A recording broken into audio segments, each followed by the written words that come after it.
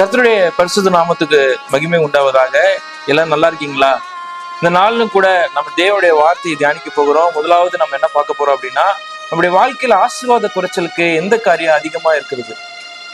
ஆசீர்வாத குறைச்சல், நீங்க ஆசீர்வாதமா இருக்கிறது நிறைய பேர் வாழ்த்துறாங்க. நம்முடைய வாழ்க்கையில நிறைய பேர் நம்மளுக்கு என்ன பண்றாங்க, விஷஸ் பண்றாங்க. நம்ம வாழ்றோம், நிறைய வெல்விஷஸ் இருக்கிறாங்க. ஆனா நம்ம ஆசீர்வாதம் ஏன் குறைச்சல் வருது? ஏன் நம்ம வாக்குத்தத்தங்கள் நம்முடைய வாழ்க்கையில செயல்படாம ஏன் நிறைய காரியங்கள் இருக்கிறது அப்படின்னு பார்க்கும்பொழுது, முதலாவது நம்முடைய ஆசீர்வாதத்துக்கு குறைவு உண்டாகிறதுக்கு காரணம் என்னன்னு பார்க்கும்பொழுது, கட்டுகள், நம்முடைய பாரம்பரிய கட்டுகள், நம்முடைய வாழ்க்கையில இருக்கிற கட்டுகள் நம்முடைய வாழ்க்கையில நம்ம எழுந்து நிற்கக்கூடாதபடிக்கு நம்முடைய வாழ்க்கையை தடை பண்ணுகிறதா இருக்கிறது. நம்ம சுதந்திரத்துக் கொள்ளும்படியாக, ஆசீர்வாதத்தை சுதந்திரத்துக் கொள்ள எவ்வளவுக்கு எவ்வளவு தடையை உண்டு பண்ண முடியுமோ அவ்வளவுக்கு எவ்வளவு அந்த கட்டுகள் தடையை உண்டு பண்ணுகிறதா இருக்கிறது.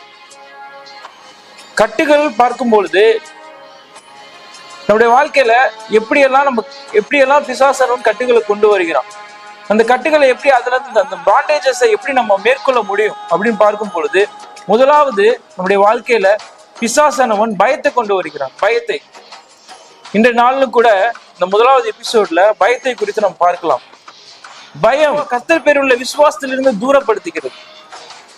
பயம் பார்த்தீங்கன்னா எதிர்காலத்தை குறித்த பயம், நிகழ்காலத்தை குறித்ததான பயம், வாழ்வாதாரத்தை குறித்ததான பயம், நம்ம என்ன பண்ண போகிறோம் அப்படின்றத குறிச்சதான பயம், தொடர்ந்து இதயத்துக்குள்ளாக ஒரு பாரமாக பிசாசனம் கொடுக்கறத பார்க்கிறோம். சரியான வருமானம் இல்லைன்னா வருமானத்தை வைத்து ஒரு அச்சத்தை, ஒரு பயத்தை, ஒரு பதற்றத்தை பிசாசனம் ஏற்படுத்திக்கிறான்.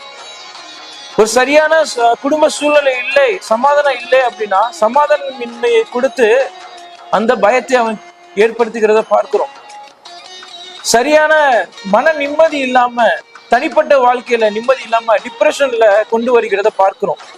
இப்படியாக பயம் ஒரு தனி மனுஷனுடைய வாழ்க்கையில அந்த மனுஷனுடைய வாழ்க்கையை அழித்து படுகிறதாக பார்க்கிறோம். அப்ப ஆண்டவர் முதலாவது ஆண்டவர்கிட்ட வர பிள்ளைங்க, ரட்சிக்கப்படுகிற பிள்ளைகள்ல ஆண்டவர் என்ன பண்றாரு, பயத்தை நீக்கிறவரா இருக்கிறார். வாசிக்கும் 1 அதிகாரம் 7வது வசனத்தை வாசிக்கும் போது நமக்கு தெரியும், தேவன் நமக்கு பயமுள்ள ஆவியை கொடாமல் பலமுள்ள அன்பும் தெளிந்த புத்தியும் உள்ள ஆவியை கொடுத்திருக்கிறார். அப்ப முதலாவது பார்க்கும் பொழுது அவர் பயத்தை தருகிறவர் அல்ல, தைரியத்தை நமக்கு தருகிற தேவனா இருக்கிறார். புத்தி உள்ள ஆவியையும் நமக்கு கொடுக்கிறவரா இருக்கிறார். தெளிந்த பலமுள்ள ஆவியை தருகிறவரா இருக்கிறார். தேவன் நம்மோடு இருந்து ரட்சிக்கப்படுகிற ஒவ்வொருத்தருக்கும், விசுவாச பிள்ளைகள் ஒவ்வொருத்தரையும் அவர் பாத்தீங்கன்னா அவர் தைரியப்படுத்துகிறவராய், திடப்படுத்துகிறவராய், பயத்தில் இருந்து நீக்குகிறவரா இருக்கிறார். இன்னைக்கு ரட்சிக்கப்பட்டிருக்கிற உங்களுக்கு யாராவது ஒருத்தருக்கு பயம் இருக்குதா வாழ்க்கையில? நீங்க வாழ்க்கையில ஆண்டவர்கிட்ட ஒப்பு கொடுத்து ஜெபம் பண்ணுங்க.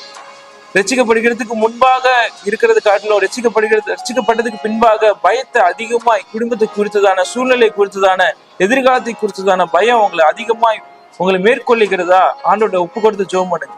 ஆண்டவர் உங்களுக்கு பயத்தை நீக்கி அவரை தெளிந்த புத்தி உள்ள ஆவியை தருகிற தேவனா இருக்கிறார். ஆண்டவர் தாமே உங்களோடு இருந்து உங்களை ஆசீர்வதிப்பாராக.